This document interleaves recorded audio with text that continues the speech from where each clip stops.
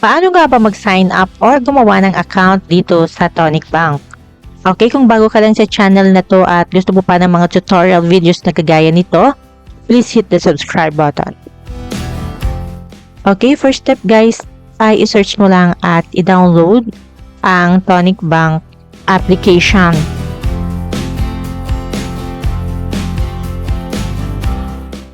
Okay, then kapag na-download mo na, i-open mo na ang application. Then, i-allow mo lang ang mga to at maglagay ka ng iyong mobile number. Make sure lang po na active ang iyong mobile number dahil may OTP na i-send dito via SMS.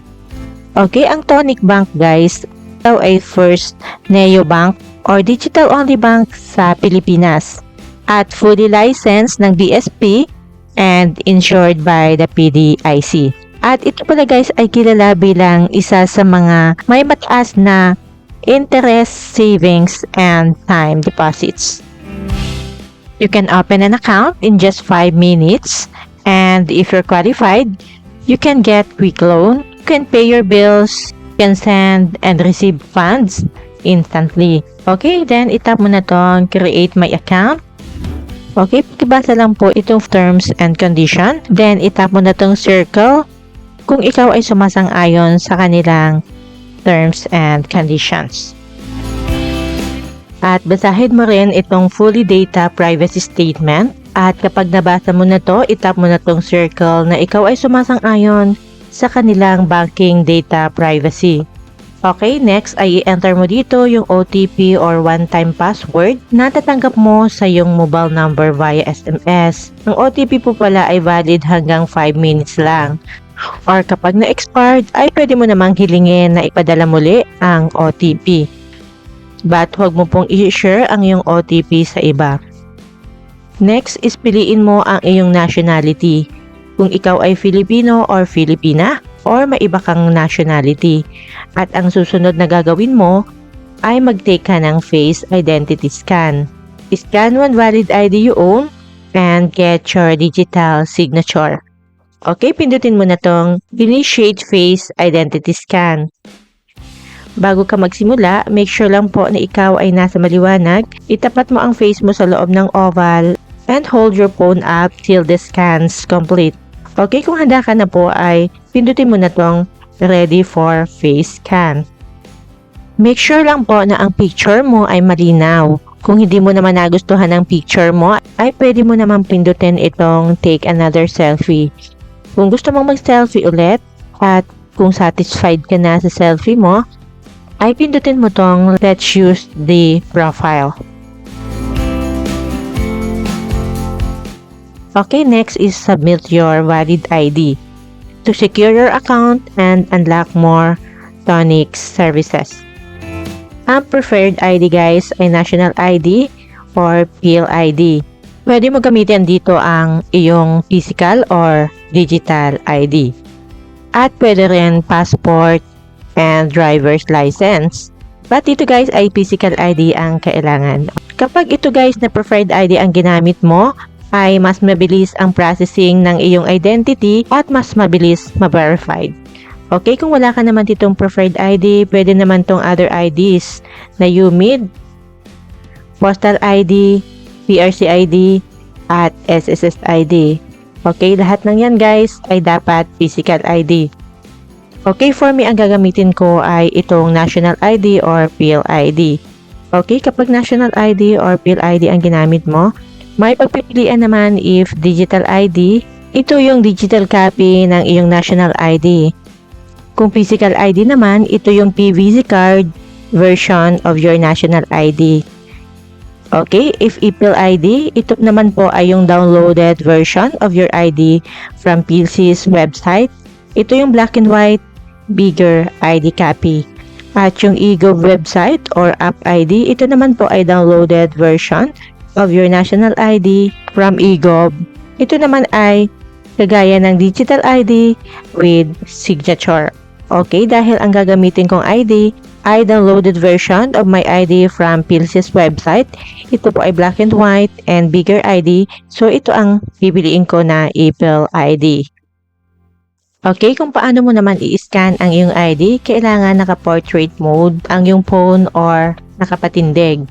Okay, kung may photo ka na ng iyong ID sa iyong device, ay pindutin mo tong Upload Photo ID from Device. But kung wala ka pa namang photo ng ID sa iyong device, ay piliin mo tong Scan My ID. Okay, sa pag-scan ng ID, una ay yung front view. Dapat ay nasa loob ng frame ang iyong ID at huwag gamitan ng flash and alisin lahat ng katakip sa iyong ID. Kapag handa na ay pindutin mo tong Start Scan. Okay, get a clear scan. Kapag okay na at malinaw ay pindutin mo tong Let's use this photo. Next is scan the back of the ID. Ito ay yung back view example guys ng back of the ID. Okay, pindutin na tong Start the Scan. Kapag okay na at malinaw ay pindutin mo tong Let's use this photo. At i-check din kung tama ang mga information scanned sa yung ID. Okay, lalo na po yung ID number. Kung tama naman ay itap mo na tong Looks Good. Then tap this button to continue. Okay, i-fill out mo dito yung mga wala pa na mga personal information mo. Actually guys, automatic na pumasok dito yung personal information ko from my ID.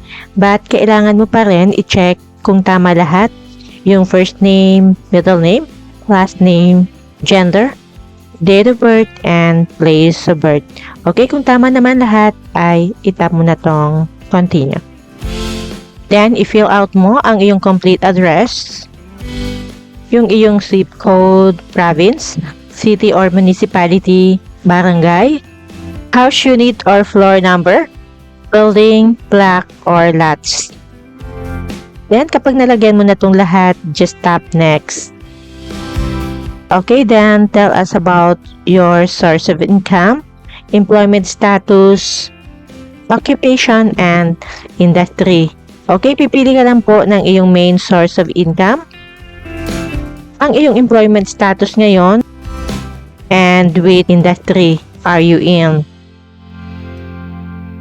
So, dito naman ay pipili ka lang dito kung USA citizen ka, USA green card holder, USA resident, or none of the above. So, ang pinili ko ay none of the above. Okay, then ikaw po ba ay married, single, widow or widower, annulled or separated, or will live-in partner. At ilagay mo ang iyong highest educational attainment. Okay, pipili ka lang dito at kapag nakapili ka na ay itap mo na tong next. Then ilagay mo ang iyong monthly income. Then maglagay ka po dito ng iyong email address, mother's maiden name, and define your banking relationship kung personal, all business, or for my remittances. Next is gamit ang iyong fingertips or a compatible stylus, write your signature. Kung hindi mo naman nagustuhan ang signature mo, pwede mong itap tong eraser icon to remove your signature. Kung okay na, ay itap mo na tong next. Okay, here's the deal.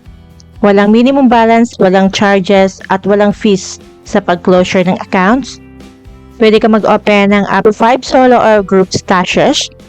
Pwede ka mag-open ng up to 5 time deposits accounts. Pwede ka mag-transfer ng tonic to tonic nang walang bayad. At walang bayad ang virtual card upon activation. Okay, itap mo na tong deal. At gumawa ka ng password mo. Ito ay 8 to 26 characters. At least one special character. May uppercase letter, lowercase letter, and number. Okay, kapag nakagawa ka na ng password mo, ay i-confirm mo dito at itap mo na tong continue. Next ay pwede ka mag-set up ng iyong fingerprint ID. Okay? Kung ayaw mo naman ay pwede naman I'll do this later in profile. Okay, next is general terms and condition. Okay? Scroll down mo lang po ito kung gusto mo tong basahin lahat. Next is what's the magic code? Kung ikaw ay invited by special someone to join Tonic, ilagay mo dito yung kanyang referral code. So, ito na po yung dashboard ni Tonic Bank. Okay, next ay itap mo tong profile button at the upper left side of the screen. Then, scroll down at itap mo tong personal details. At dito sa email, tap verify now. Okay, may link po na ni-send sa yung email address. Okay, itap mo tong verify now at kunin mo yung OTP sa email mo at ilagay mo dito. Ito po ay valid for 5 minutes only. Okay, verified na po yung ating email. Next ay kailangan naman natin i-activate ang ating virtual card. Okay, itap lang natin tong activate. Then tap activate my virtual card. Okay, so ayan na nga po, virtual debit cards now activated.